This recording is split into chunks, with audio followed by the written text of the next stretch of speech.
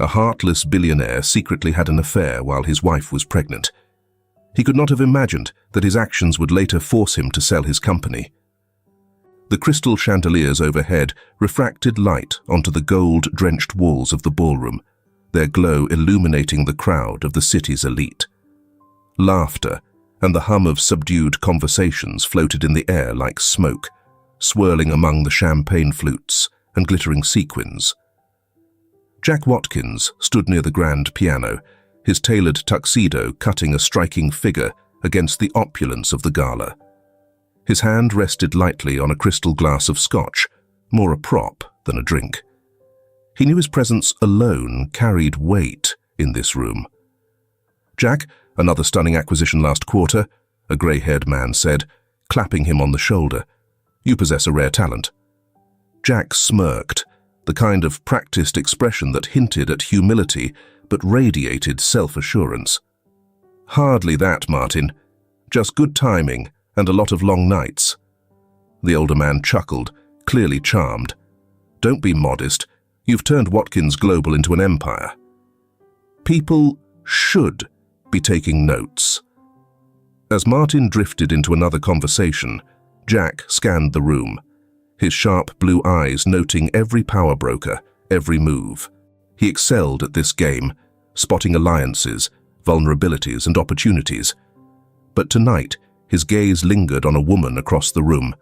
She was striking, her posture confident, her lips curving into a knowing smile as she caught his glance. Kathleen, a partner from a major firm he'd been courting, raised her glass in a subtle toast. Jack's lips tightened, but he returned the gesture. "Mr. Watkins," his assistant Gwen interrupted softly, holding a sleek phone toward him. "You have a message from Mrs. Watkins." Jack glanced at the screen. "Can't wait for you to come home. I have a surprise. Love you." For a moment, a flicker of something crossed his face. Regret, perhaps, but it dissolved as quickly as it came. He slipped the phone into his pocket. "Thank you, Gwen." Megan Watkins hummed quietly to herself as she rearranged the fresh flowers on the dining room table. The small New York townhouse she shared with Jack wasn't modest by any means, but its warmth came from her touch rather than its size. The polished wood gleamed under the soft glow of pendant lights, and faint jazz music played in the background. She stepped back to admire her work, a hand instinctively resting on her still flat belly. "Perfect," she whispered to herself, her voice tinged with excitement. The idea of Jack walking through the door, greeted by the aroma of his favorite lamb roast and the news of their child, filled her with a hopefulness that was hard to contain. She glanced at the gift box on the coffee table, a tiny pair of leather baby shoes wrapped in silver paper. Would he laugh? Would he cry? She smiled, imagining his reaction. Her phone buzzed on the counter. Picking it up, she read his brief text. "Big opportunity in Las Vegas. Flight in the morning. We'll talk soon. Love you." Her smile faltered, but only slightly. "Las Vegas," she murmured. "Of course." She placed the phone down carefully and stood for a moment, the jazz in the background feeling suddenly distant. But Megan was nothing if not optimistic. Jack's work always came first. He'd made that clear from the start. But it was all for their future, wasn't it? She pressed a hand gently to her stomach, her resolve firming. "He'll be home soon," she whispered, speaking as much to herself as to the life growing within her. "This time it'll be different."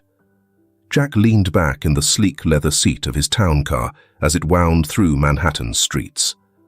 The city outside was a blur of neon and life, but his thoughts were elsewhere. Kathleen's voice from earlier in the evening replayed in his mind.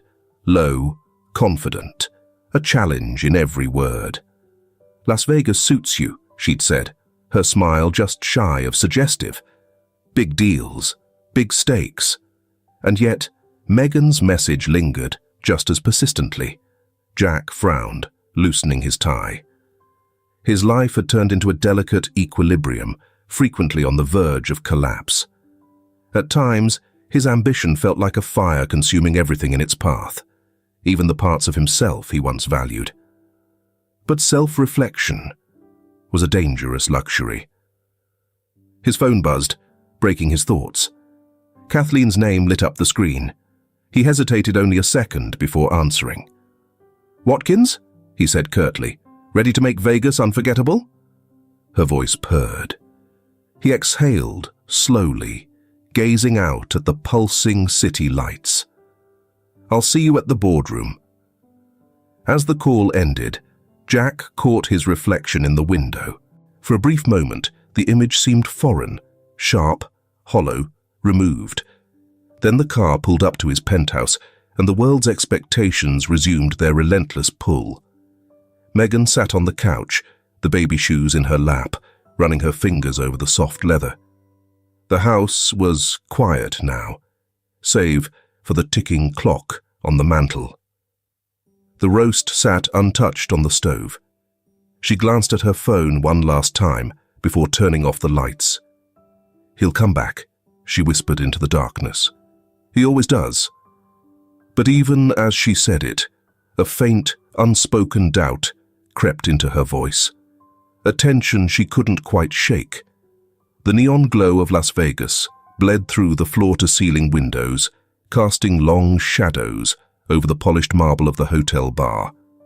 Jack Watkins leaned back in his seat, his fingers tapping an idle rhythm against the tumbler of bourbon resting on the table. The hum of conversation surrounded him, blending with the faint chime of slot machines in the distance. He took a sip, the liquid warm and biting, as his gaze lingered on the skyline. A patchwork of decadence and promise. "Quite the view," a voice broke through the low murmur of the room. Jack turned, meeting the sharp gaze of Kathleen Carter. She stood tall, confidence in every line of her posture. Her tailored black dress caught the dim light, and her lips curved into a knowing smile. "Kathleen," he said, motioning toward the seat opposite him. "Didn't think you'd join me. I figured we might as well start this partnership off right." She slid into the chair, placing her clutch on the table with precision. "Besides, I hate drinking alone." Jack smirked, raising his glass in a small toast. "To successful ventures." Kathleen's gaze didn't waver as she picked up her wineglass. "To ambition." The clink of glass on glass was almost lost in the room's din, but the weight of her words hung between them. For a moment, neither spoke. Jack observed her carefully, the way she carried herself, her sharp features framed by sleek hair, the intensity of her presence. Kathleen wasn't someone who blended into the background. She commanded attention effortlessly. "You've built something remarkable," she said, swirling the crimson liquid in her glass. "Watkins Global is practically untouchable. That's rare in our world." "Rare doesn't mean invincible," Jack replied, leaning forward slightly. "One bad decision, and the whole thing can crumble." "And yet, you don't strike me as a man afraid of risk," she countered, her voice low, almost daring. Jack chuckled, though the sound lacked humor. "I take calculated risks." Kathleen tilted her head, studying him. "And what about risks you can't calculate? Ones that pull you in before you realize what's happening?" For a moment, Jack's thoughts flickered to Megan. Her laugh, soft and genuine, the way she always left his favorite whiskey ready on the counter after a long day. The baby shoes she'd been so excited to show him. But the image slipped away as quickly as it came. He cleared his throat, straightening. "Every decision has a price. You just have to decide if it's worth paying."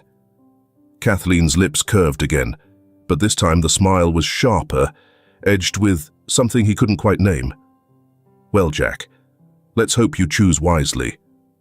The meeting earlier that evening had been the kind of chess match Jack thrived on. Numbers and projections flew across the room, but his focus had been on Kathleen. She spoke with precision, slicing through the jargon like a surgeon. Jack couldn't ignore the way the room bent around her. Colleagues deferred to her. Competitors eyed her warily. Afterward, as they walked toward the elevators, she'd paused, her hand brushing his sleeve. "Drinks?" she'd asked, a question that was less an invitation and more a command. Now, as the waiter approached to refill their glasses, Kathleen's attention shifted. "What do you think, Jack? Is Vegas everything they say it is?" Jack leaned back, smirking. "Depends on who you ask." She laughed, the sound rich and effortless. "And what about you? What does Jack Watkins look for in a place like this?" For a moment, he hesitated. He thought of Megan, waiting for him back in New York. She'd texted him earlier, a photo of the nursery she'd been working on, followed by a simple, "Wish you were here." He hadn't responded. "I'm here for business," he said finally, his tone clipped. "Of course." Kathleen's smile didn't waver, but there was a flicker of something in her eyes. Amusement. Challenge. "Business first, always." Jack didn't correct her.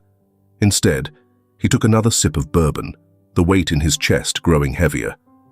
It wasn't the first time he'd ignored that feeling, and he doubted it would be the last. Later, as they exited the bar and stepped into the cool night air, Kathleen turned to him, her expression unreadable. "You're an interesting man, Jack Watkins." "I try," he replied lightly, though his voice was tight. Kathleen stepped closer, her perfume, a sharp, intoxicating blend, lingering between them. "Careful, Jack," she murmured, her voice dropping. "Vegas has a way of making people forget who they are." Her words, cryptic and charged, stayed with him long after she'd walked away. Jack stood there under the neon haze, staring at her retreating figure. He felt the pull of something he couldn't quite name, a dangerous magnetism that left him rooted in place. For the first time in years, Jack Watkins wondered if he was still the man he thought he was, or if he'd already started becoming someone else. The soft hum of a lullaby drifted from the nursery, its gentle rhythm punctuated by the rustle of paper as Megan Watkins folded yet another tiny onesie. The late afternoon sunlight filtered through the cream curtains, painting the room in hues of gold. Everything had been arranged with meticulous care, the crib adorned with pale blue sheets, the rocking chair placed strategically near the window, and a small bookshelf already lined with classic children's stories. She stood back, hands resting lightly on her belly. 7 months along, and she felt every bit of it, the heaviness, the sleepless nights, and the quiet, persistent hope that held her together. The phone buzzed on the dresser. Megan picked it up quickly, a smile spreading across her face as she opened Jack's latest message. "Work's piling up. Won't make it this weekend. Next week, promise." Her fingers hovered over the keys, her excitement dimming as she read the words again. This was the 3rd time in as many weeks he'd postponed his return. She placed the phone down without replying, her hand moving instinctively to her belly. "It's okay, little one," she whispered, her voice soft. "Your dad will be here soon. He's just busy." Across the country, Jack Watkins sat in a boardroom in Las Vegas, the city's relentless energy muted by the sterile walls of high-stakes negotiations. Kathleen Carter leaned over the table, her manicured finger tracing figures on a spreadsheet. Jack's attention was divided, flickering between her presentation and the faint vibration of his phone in his pocket. "You with me, Jack?" Kathleen's voice sliced through his distraction, her tone sharp, but laced with amusement. "Always," he replied, leaning back in his chair. The phone buzzed again, but he ignored it, focusing instead on the way Kathleen's confidence filled the room. She was magnetic, ambition wrapped in a sleek, unapologetic package. Kathleen glanced at him sideways, a small smirk tugging at her lips. "You're quieter than usual. Thinking about something or someone else?" Jack chuckled, though it lacked conviction. "Just keeping track of a lot of moving pieces. "That's what makes you good at what you do," she said, her gaze lingering a beat too long. "But don't forget, sometimes it pays to let things move themselves." Jack raised an eyebrow, his lips twitching into a smile that didn't quite reach his eyes. Kathleen turned back to the screen, and Jack felt the weight of her words settle in the space between them. Back in New York, Megan stood in the kitchen, stirring a pot of soup that had long since gone cold. The baby shoes sat on the counter, still wrapped in their silver paper, untouched since she'd prepared them weeks ago. "Are you sure you're okay?" Gwen's voice broke the silence. She leaned against the doorframe, arms crossed, her expression equal parts concern and skepticism. "I'm fine," Megan replied, though her voice wavered slightly. "Jack's just overwhelmed. You know how his work is." Gwen stepped forward, placing a comforting hand on Megan's shoulder. "Megan, it's okay to admit you're frustrated. You're 7 months along, and he hasn't been home in weeks. You shouldn't have to do this alone." Megan forced a smile, her fingers gripping the wooden spoon tightly. "He'll come back. He always does." But even as she said the words, a flicker of doubt crept into her chest. Jack had always been distant when work demanded it, but this time felt different. The warmth in his voice during their calls had cooled, replaced by something more mechanical, more detached. In Las Vegas, the skyline glittered as Jack sat alone in his suite, a tumbler of bourbon untouched on the table beside him. His phone lay face down, its screen dark and silent. For a moment he reached for it, his fingers brushing the edge as though testing the weight of the decision. Instead, he leaned back, closing his eyes. The faint scent of Kathleen's perfume lingered in his mind, blending with memories of Megan's laugh. He shook his head, draining the glass in one swift motion. "It's just a phase," he muttered to himself. "She'll understand." That night, Megan sat in the nursery, her hands tracing the delicate curves of the crib's railing. The house was silent, save for the occasional creak of the floorboards and the steady ticking of the clock on the wall. She glanced at her phone again, but the screen remained blank. As she lay down in the rocking chair, her hand resting on her belly, her thoughts drifted. She imagined Jack walking through the door, his face lighting up as she handed him the tiny box. She pictured his joy, the way he'd laugh and scoop her into his arms. But as the hours stretched on, the image grew harder to hold on to. The divide between them wasn't just physical, it was something deeper, an absence she couldn't name, but felt in every moment of quiet. Still, she clung to hope, even as the first cracks began to show. "He'll come back," she whispered into the stillness, her voice barely audible. "He always does."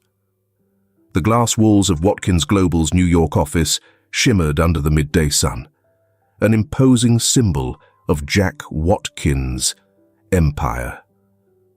Inside, the air buzzed with the quiet efficiency of power, clicking keyboards, murmured conversations, and the faint hum of the espresso machine in the executive lounge. With Kathleen at his side, Jack strode down the hallway, her laughter piercing the space like a razor. "It's good to be back," Jack said, though his tone was perfunctory. His attention was fixed on the tablet in his hand, scanning through quarterly projections. "Good for you, maybe," Kathleen quipped, adjusting her silk scarf. "But I'm already bored. New York's charm wears thin after Vegas." Jack smirked but said nothing, his pace quickening as they approached his office. Kathleen followed, her heels clicking against the marble floor with practiced precision. Across town, Megan sat at the dining table, her phone clutched tightly in her hand.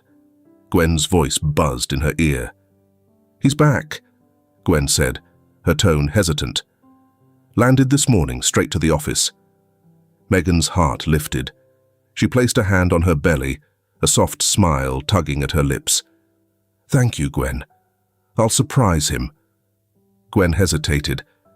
"Megan, are you sure? Maybe he's busy. You don't want to—" But Megan cut her off. "He's been gone so long, Gwen.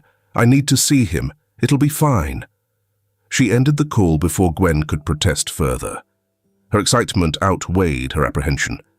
Pulling on her coat, she grabbed the silver-wrapped box with the baby shoes and headed for the office, her steps light with anticipation.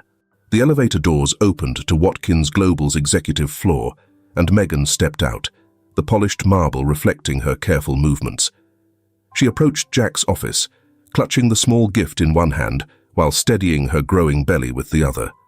Her heart thudded in her chest, a mix of nerves and excitement. As she neared the door, laughter spilled out, light and intimate. Kathleen's voice, unmistakable, pierced through the slight crack. "Honestly, Jack, she sounds so ordinary," Kathleen said, her words dripping with disdain.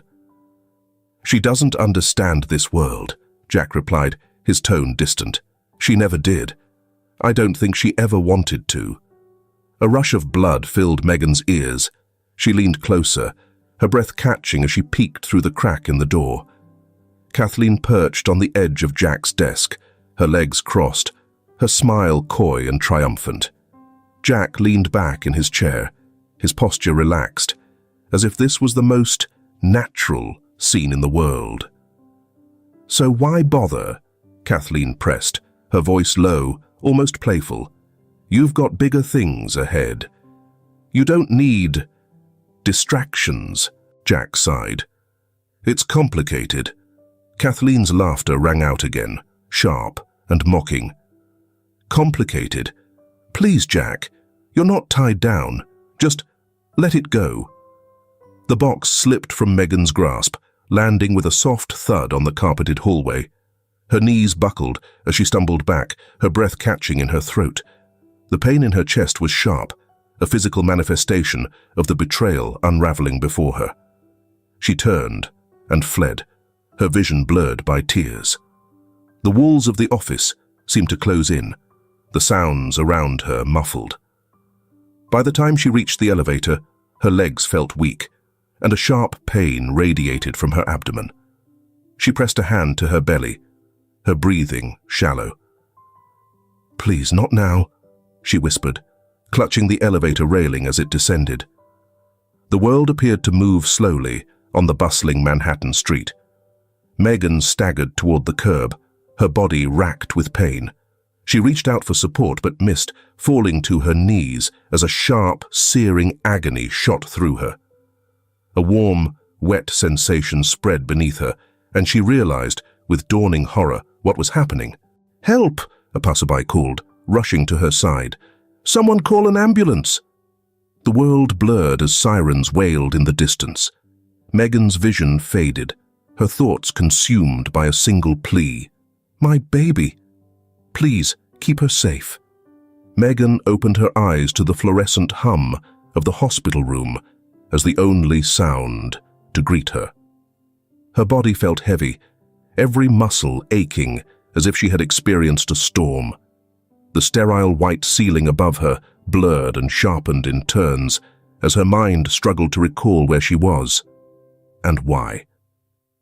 Then, like a rush of cold water, it came back. The fall, the pain, the sirens. Her hands instinctively reached for her belly, trembling. A nurse appeared at her side, her kind eyes a steadying anchor. "Mrs. Watkins, you're awake. Please don't move too quickly." "My baby." Megan's voice cracked, raw with fear. "Is she—" "She's here," the nurse said gently, placing a hand on Megan's arm. "She's early, but she's stable. A little fighter. That one." Megan exhaled shakily, tears sliding down her cheeks. Relief surged through her, but it was fleeting, overshadowed by the vivid memory of Jack's voice, dismissive, cold, and Kathleen's cruel laughter.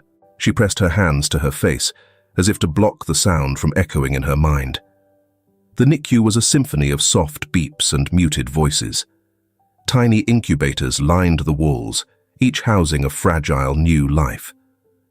Megan's breath caught as the nurse led her to Sophie. Her daughter's small body was swaddled in blankets, tubes and monitors surrounding her like a protective cocoon. "She's beautiful," Gwen whispered, standing beside her. Megan hadn't even noticed Gwen arrive, but now she was grateful for her presence. "She is," Megan said, her voice trembling. Her fingers hovered over the glass, afraid to touch it, afraid she might break this tiny miracle. "Do you want to hold her?" the nurse asked. Megan nodded, tears spilling again as the nurse carefully placed Sophie into her arms. She was so small, so impossibly light. Her tiny chest rose and fell with shallow breaths, her delicate features scrunched in peaceful sleep. Megan traced the curve of her daughter's cheek with a fingertip, overwhelmed by the surge of love and protectiveness that coursed through her. "Hi, Sophie," she whispered, her voice breaking. "It's me. It's your mum. You're safe now, baby." Meanwhile, across the city, Jack lounged in his office, oblivious to the world crumbling outside his reach. Kathleen was perched on the edge of his desk, scrolling through her phone as she commented idly on their upcoming dinner plans. "You need to relax," she said, glancing up. "You're too wound up. Maybe we should head out early." Jack barely acknowledged her, flipping through the papers on his desk. His thoughts were scattered, but not once did they stray to Megan. He told himself she was fine, managing as she always did. She would understand. She always had. "Dinner sounds good," he said absently, already moving on to his next thought. Kathleen smirked, satisfied. Jack was still completely oblivious. He seemed to have forgotten that his wife existed in this city. The idea of taking Kathleen around New York for a few weeks before returning to be a good husband to Megan popped into his head. At the hospital, Gwen settled into the chair beside Megan's bed, her expression torn between anger and sadness.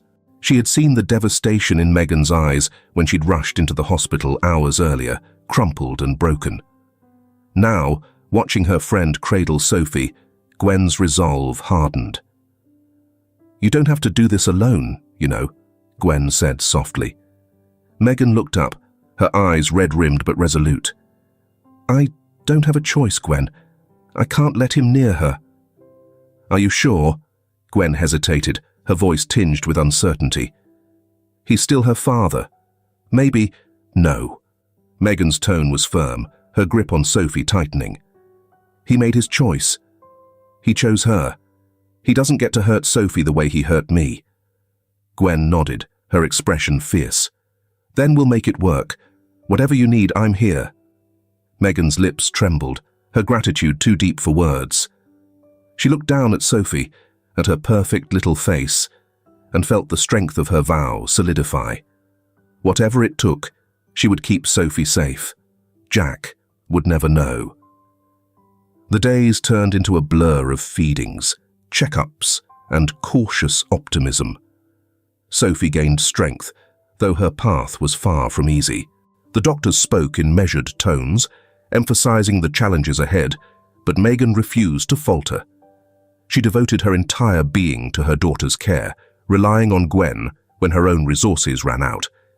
She never mentioned Jack's name again. He remained an unwelcome shadow, a part of her past she was determined to leave behind. One quiet evening, long after the hospital had settled into its nightly rhythm, Megan sat by Sophie's incubator, humming softly to her. Gwen had gone home, promising to return first thing in the morning, and the nurses moved about silently, respectful of the bond between mother and child. "You're so strong, my little girl," Megan murmured, brushing a finger over Sophie's tiny hand. "You've already been through so much, but we're going to be okay. I promise." As Sophie's hand curled around her finger, Megan felt the first glimmer of hope pierce through the darkness. For the first time in weeks, she allowed herself to imagine a future.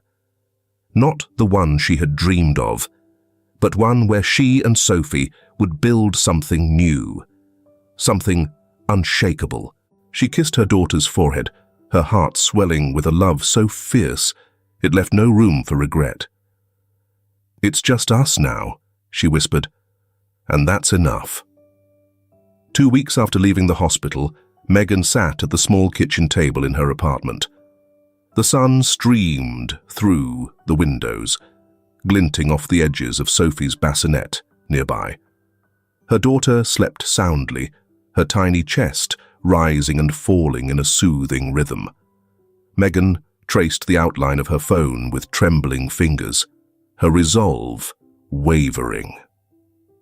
Gwen sat across from her, watching intently.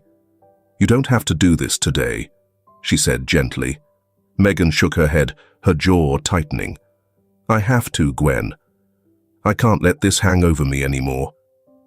She glanced at Sophie, her expression softening. "We deserve better." Gwen nodded, though her brow furrowed with concern. "Just remember, he doesn't know about Sophie. Don't let him twist this into something about control." "I won't." Megan's voice was firm.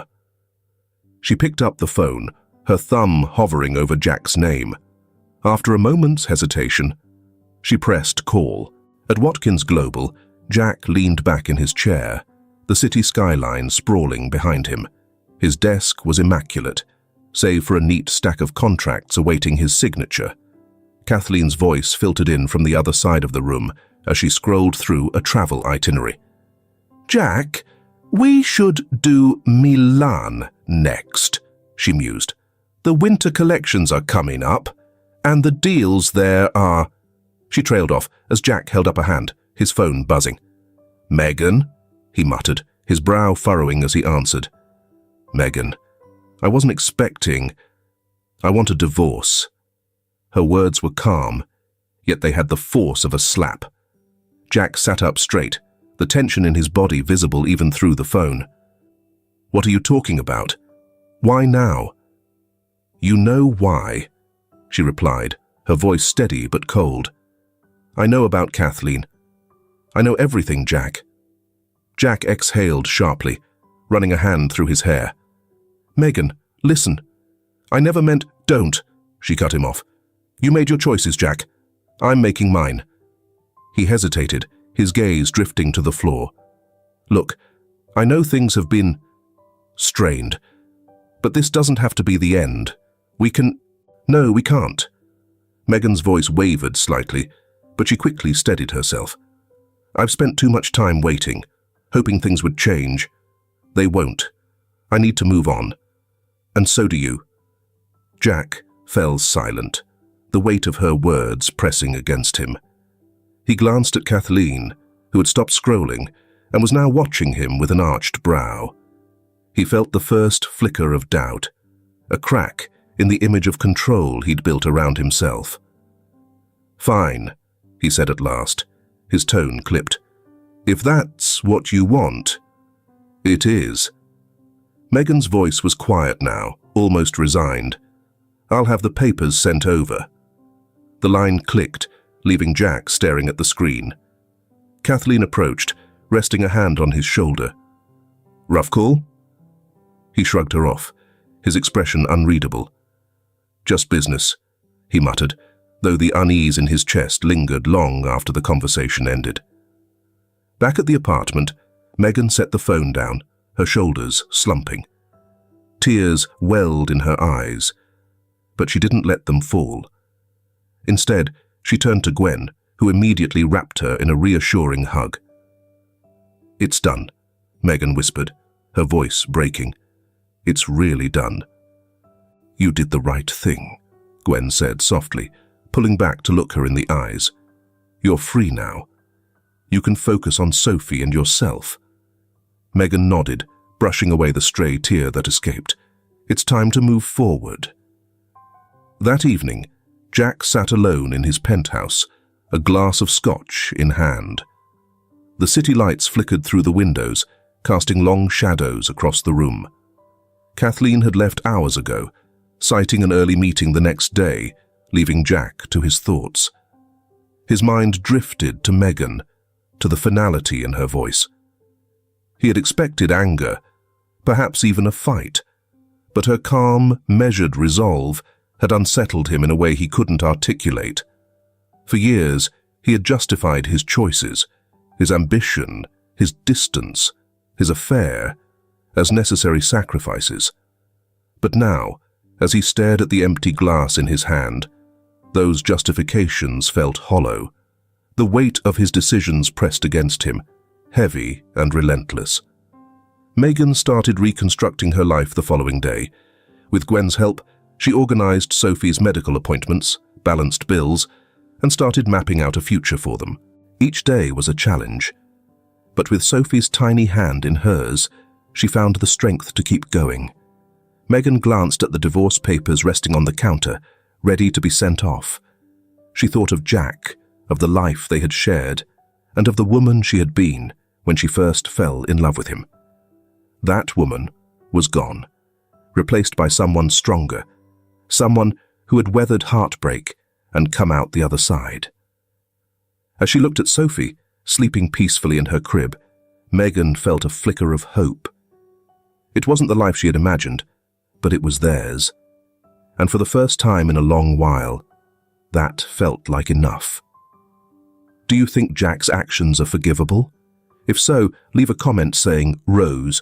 If not, write Jasmine. Thanks for leaving us your thoughts on the character. Now let's get back to the story. 3 years later, Jack Watkins sat at the head of the dining table in his penthouse, staring at the untouched plate before him.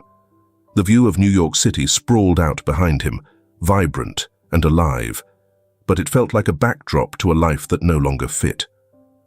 Across the table, Kathleen scrolled through her phone, her attention firmly elsewhere. "Do you ever put that down?" Jack asked, his voice tinged with irritation. Kathleen glanced up, arching a perfectly sculpted brow. "Excuse me?" "The phone," he said, gesturing. "Dinner's supposed to be, I don't know, a time to talk." She smirked, but there was no warmth in it. "Talk about what, Jack? Your latest business deal?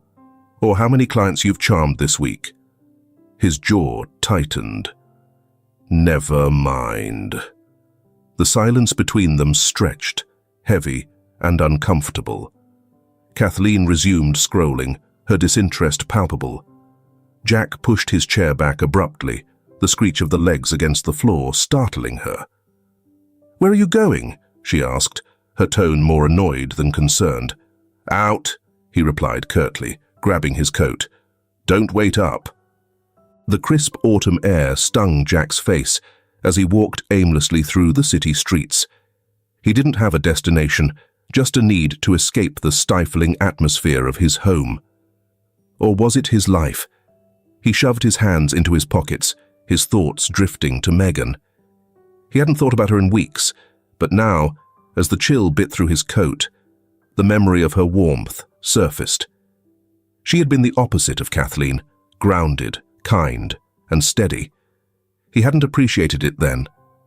A flash of color caught his eye. A display of baby clothes in a boutique window. A familiar figure stood inside, holding up a tiny dress. Jack squinted, his heart jolting as he recognized Gwen. Inside the store, Gwen turned the dress over in her hands, frowning slightly at the price tag. She sensed movement behind her and glanced up to see Jack standing in the doorway, his expression unreadable. Her stomach dropped. "Jack," she said, her voice carefully neutral. "What are you doing here?" he asked, stepping closer. His gaze darted to the dress in her hands. "Shopping for someone." Gwen hesitated, then forced a smile. "Just a friend's kid. It's her birthday."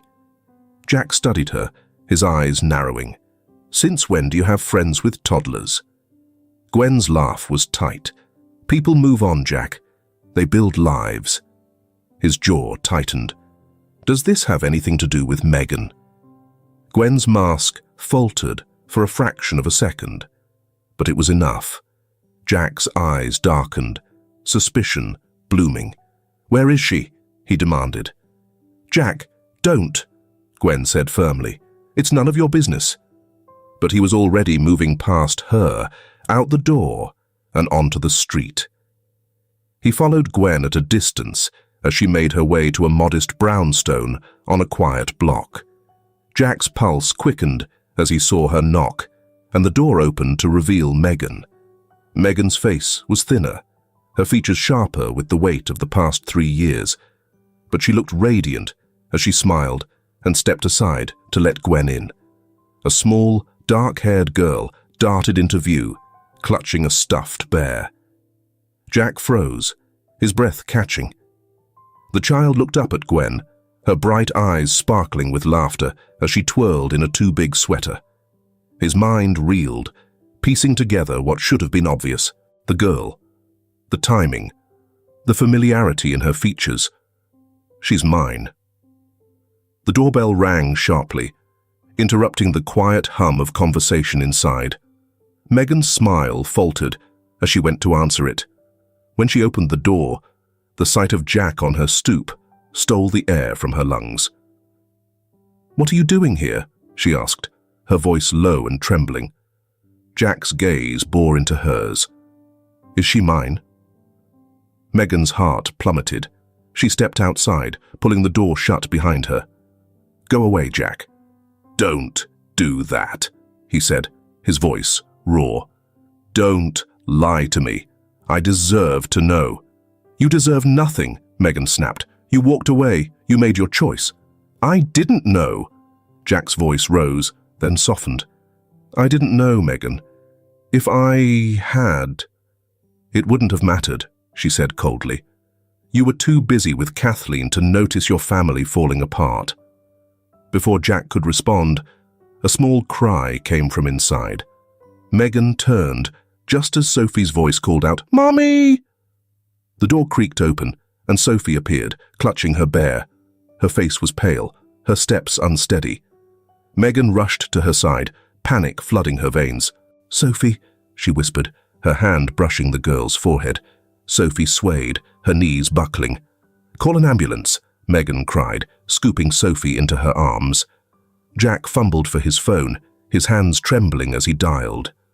The hospital room was eerily silent, save for the steady beep of the monitors. Sophie lay in the bed, her small frame dwarfed by the blankets. Megan sat beside her, clutching her hand, her face etched with worry. Jack stood awkwardly near the door, his expression stricken. "Is she?"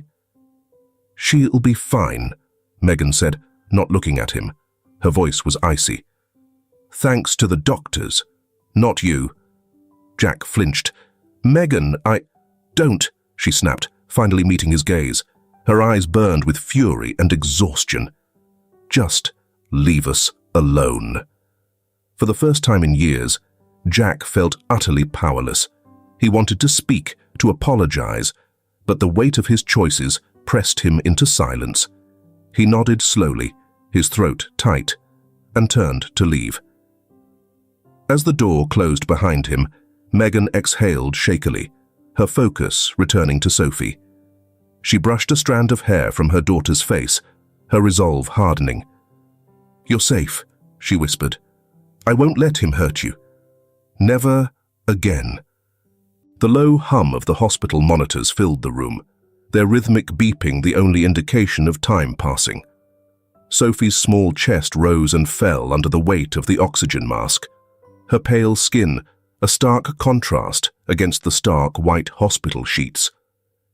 Megan sat beside her, her hands tightly clasped in her lap. The sight of her daughter, so fragile and still, pierced her like a blade. Dr. Myers, a kind-faced man in his 40s, stepped quietly into the room, a clipboard tucked under his arm. He glanced at Megan, then at Jack, who lingered near the door like a shadow. Clearing his throat, the doctor addressed Megan, his voice soft but firm. "Mrs. Watkins, Sophie's collapse was caused by an underlying condition," he began. She has a congenital heart defect, likely stemming from her premature birth. It's a condition we see in cases of significant prenatal stress.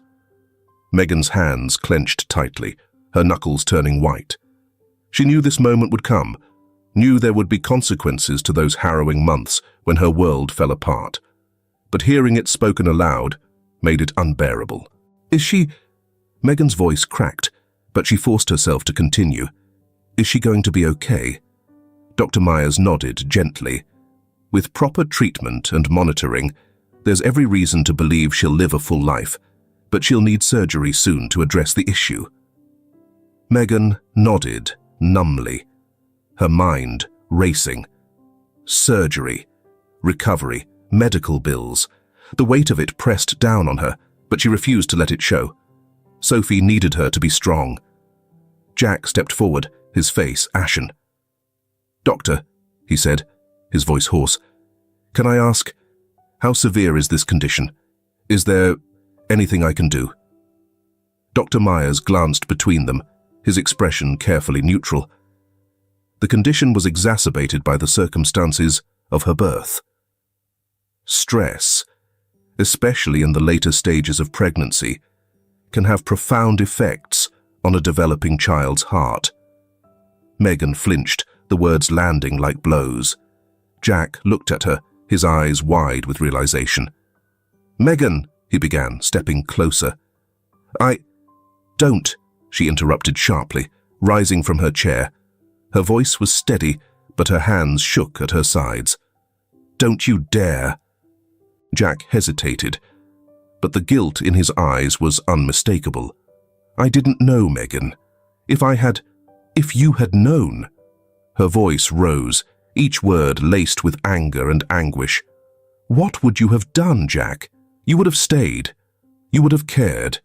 You weren't there when I needed you. You weren't there when she needed you." "Megan," he tried again, his voice breaking, "I made mistakes. I see that now." "Do you?" Her eyes burned with unshed tears, her voice trembling with the force of her emotions. "Do you see what your mistakes cost us? Your betrayal nearly killed her." Jack staggered back as if struck, the weight of her words sinking in. He had always justified his actions, told himself he was chasing success for the good of his family. But the truth was unavoidable now. His choices had led to this. Megan took a deep breath, steadying herself. She turned her back on him, focusing her attention on Sophie. "This isn't about you," she said quietly. "It's about her. And I'll do whatever it takes to make sure she's safe." Jack lingered for a moment longer, his head bowed. Then, without another word, he left the room, the sound of the door clicking shut, echoing in the stillness. Outside the hospital, Jack sat on a bench, his hands buried in his hair. The city's bustle continued around him, indifferent to his turmoil. He thought of Sophie, her tiny hand clutching the stuffed bear, her fragile frame under the weight of the machines. He thought of Megan, her strength and resolve a stark contrast to the wreckage he had left behind. Regret gnawed at him, an ache he couldn't ignore. He had always prided himself on control, on shaping his destiny. But now, for the first time, he felt utterly powerless. Back in the hospital room, Gwen arrived with coffee and a bag of essentials. She placed a hand on Megan's shoulder, her presence grounding. "How's Sophie?" "Stable," Megan murmured, her gaze fixed on her daughter. "The doctors are optimistic." Gwen sat beside her, hesitating before speaking. Jack looked devastated. Megan's lips tightened. "Good. He should be." "I know you're angry," Gwen said carefully, "but he is her father." Megan turned to her, her eyes blazing. A father who wasn't there. A father who chose ambition and selfishness over his family. "Sophie and I don't need him." Gwen nodded, respecting her friend's resolve. "I'm here, whatever you need."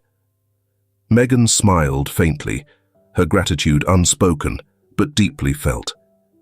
She turned back to Sophie, brushing a strand of hair from her daughter's forehead.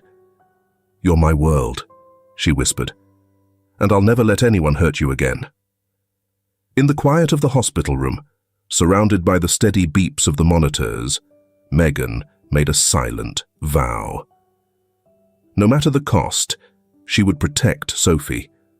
Jack's guilt, his regret, none of it mattered now. The only thing that mattered was the fragile, precious life before her.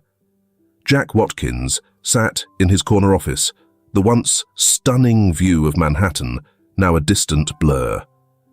Contracts lay untouched on his desk, and the phone buzzed intermittently with reminders and updates he no longer cared to address. The weight of the past weeks pressed against his chest, suffocating in its intensity. He glanced at a check in front of him, the ink still wet from his signature. It was made out to Gwen, a substantial sum that would cover Sophie's surgery and aftercare, with enough left for Megan to manage comfortably. Jack exhaled, a shaky breath escaping him. It was the least he could do, though it felt woefully inadequate.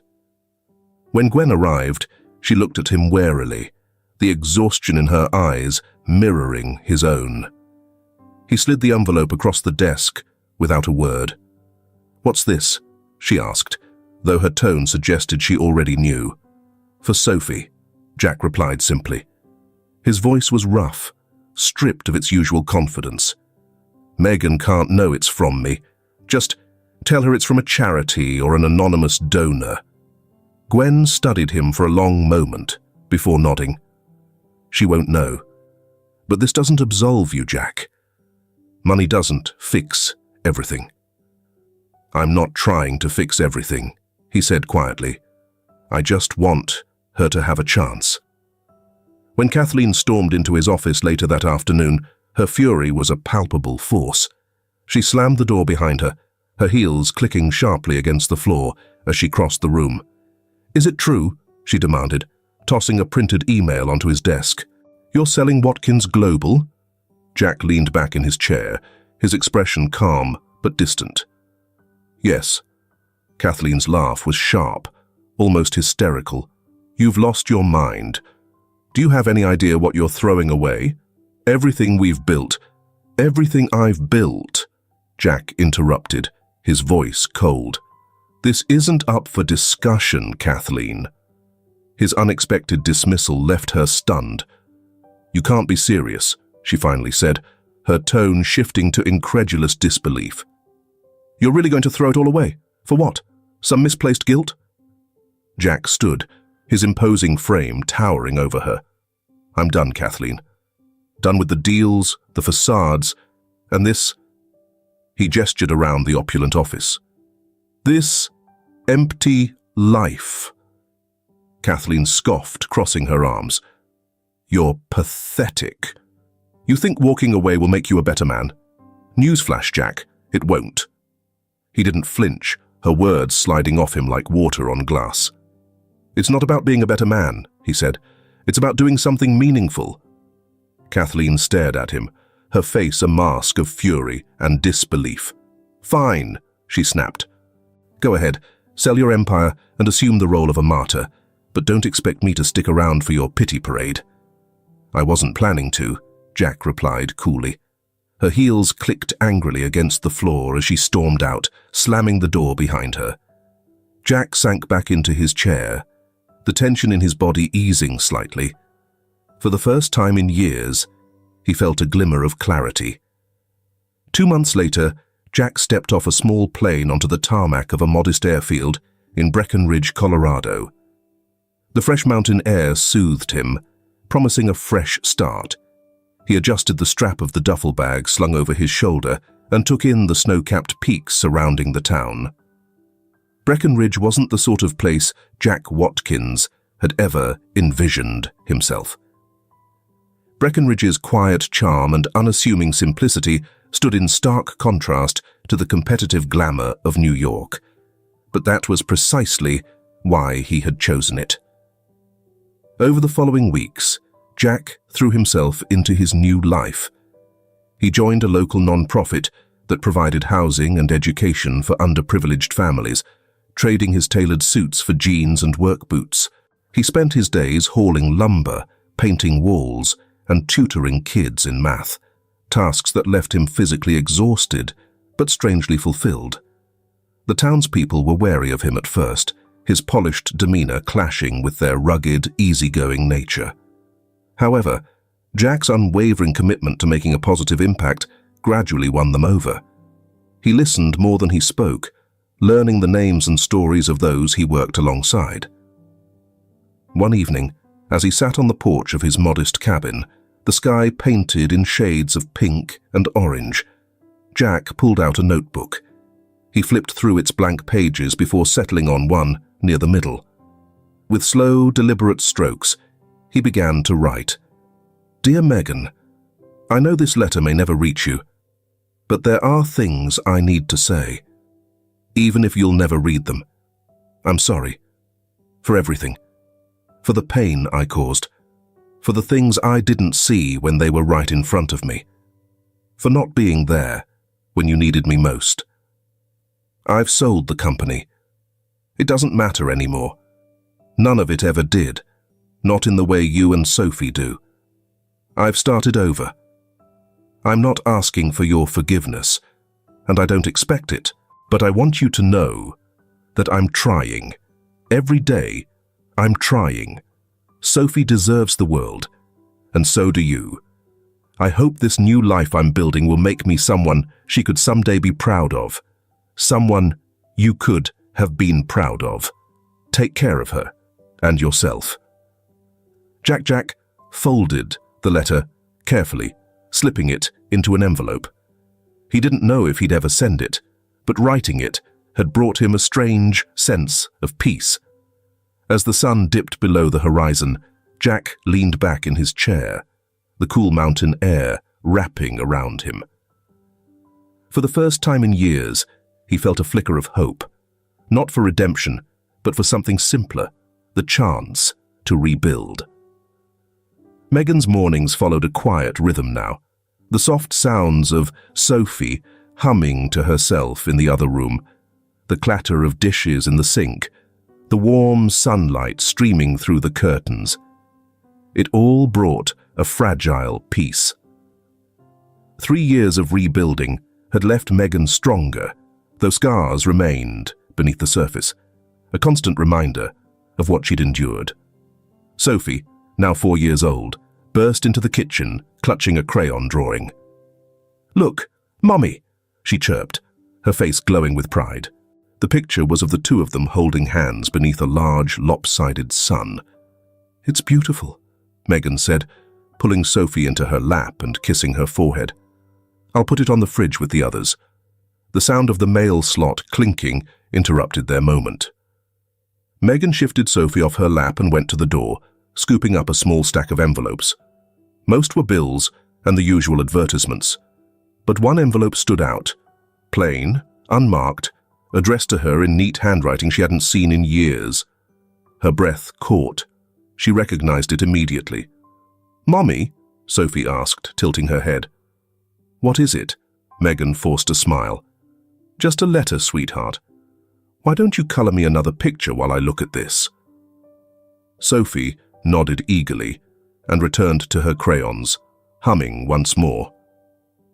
Megan carried the envelope to the kitchen table and sat down, staring at it as if it might explode. With trembling fingers, she opened it, pulling out a single, folded sheet of paper. She unfolded it carefully, and her eyes scanned the familiar handwriting. As she read, her chest tightened. The words were raw, unflinching, and deeply personal. Jack hadn't asked for forgiveness.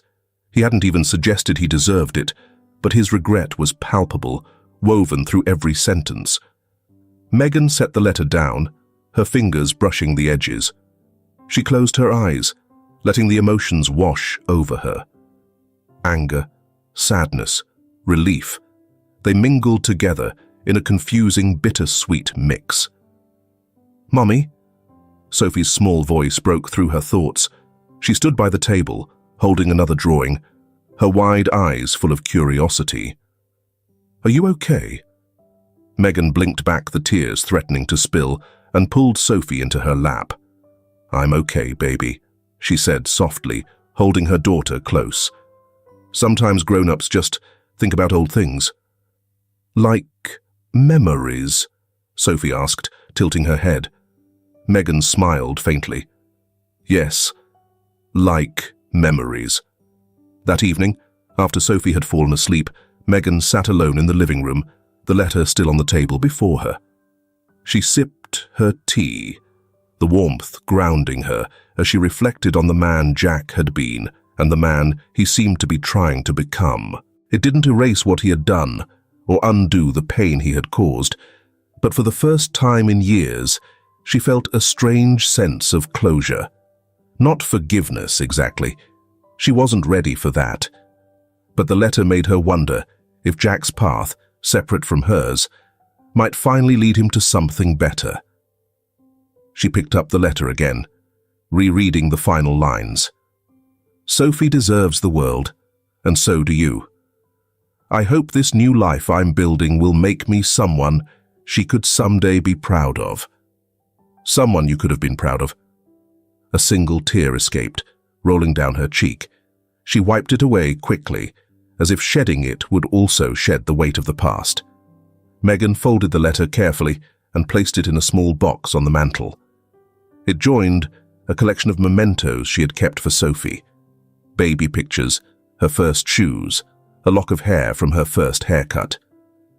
This letter, she decided, would be for Sophie one day, when she was old enough to understand the complexity of their story. In the quiet of the night, Megan stepped into Sophie's room. Her daughter slept peacefully, her small hand clutching the same stuffed bear that had been with her in the hospital all those years ago. Megan knelt beside the bed, brushing a strand of hair from Sophie's face. "You're my world," she whispered, "and I'll always protect you." As she rose and turned off the light, the letter's words lingered in her mind. Jack was far away now, in a life she would likely never see. But for the first time, the thought of him no longer felt like a weight pulling her down. Instead, it felt like a chapter that had finally closed, a step forward, not back. And for that, she was grateful. The park was alive with the sounds of laughter and birdsong, a perfect day framed by the warmth of the spring sun. Megan sat on a wooden bench beneath a large oak tree, its branches offering shade as Sophie ran ahead, her laughter echoing across the open field. The surgery had left its marks, tiny scars and lingering caution in Megan's heart. But today, Sophie was just another healthy, carefree 4-year-old, chasing butterflies and giggling as they flitted away. Gwen joined Megan on the bench, handing her a coffee. "She's a natural," Gwen said, nodding towards Sophie, who was now attempting to climb a low-hanging branch. "She is," Megan replied, her voice filled with quiet pride. "She's so much stronger than I ever imagined." Gwen watched her friend for a moment, sensing the shift in Megan's mood. "The letter," she said softly. "It's still on your mind, isn't it?" Megan nodded, her gaze fixed on Sophie. "It is. I've read it a dozen times now, and I still don't know how to feel. He's trying, Gwen. I can see that. But you're not sure if you can let him back in," Gwen finished, her tone understanding. Megan sighed, gripping her coffee cup tightly. "It's not just about me anymore. It's about her. I don't want her hurt, not after everything." Gwen placed a reassuring hand on Megan's arm.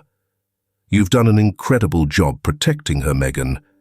But maybe part of protecting her is giving her a chance to know the truth when the time is right." Megan nodded slowly, her thoughts swirling. "I don't know if I'm ready for that yet." As the afternoon wore on, Sophie's energy seemed boundless.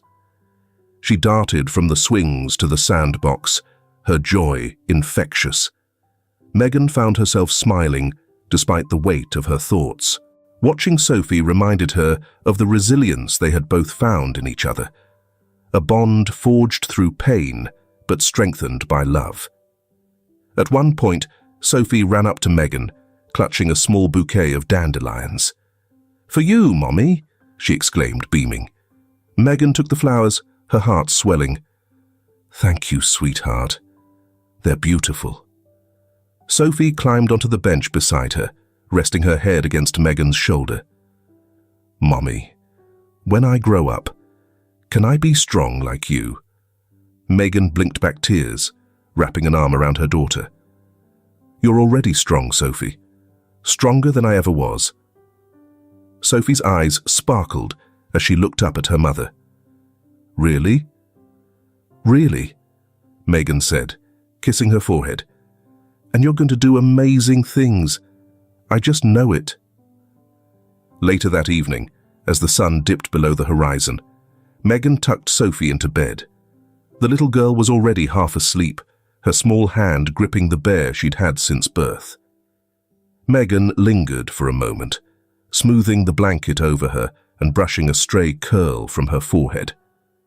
"You're my world," Megan whispered, the familiar words carrying a deeper weight tonight.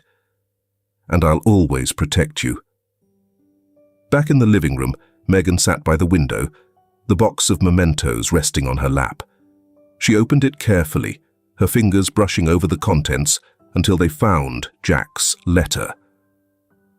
She unfolded it once more, reading the words that had been etched into her heart since the day it arrived. "Sophie deserves the world, and so do you." For the first time, the bitterness that had clung to Jack's name began to fade. It wasn't forgiveness, not yet, but it was a step towards something lighter. She folded the letter and returned it to the box, placing it on the mantel. As Megan stared out at the darkened sky, a sense of peace settled over her. Her life wasn't perfect, but it was hers. Sophie was thriving, and Megan had found a strength within herself that she hadn't known existed. The next morning, Megan and Sophie walked hand in hand to the park, the world bursting with the promise of spring. Sophie's laughter filled the air as she ran ahead, her energy unstoppable. Megan paused for a moment, taking in the scene, the sunlight filtering through the trees, Sophie's exuberance, the gentle breeze carrying the scent of blossoms. For the first time in years, she allowed herself to breathe deeply, to imagine a future that wasn't weighed down by the past. As Sophie waved excitedly from the swings, Megan smiled, a quiet resolve blooming within her. She didn't know what the future held, for her, for Sophie, or even for Jack, but she knew this. They had survived, and they would continue to thrive. And that was enough. For now, it was enough. Megan paused for a moment, taking in the scene, the sunlight filtering through the trees, Sophie's exuberance, the gentle breeze carrying the scent of blossoms. For the first time in years, she allowed herself to breathe deeply, to imagine a future that wasn't weighed down by the past.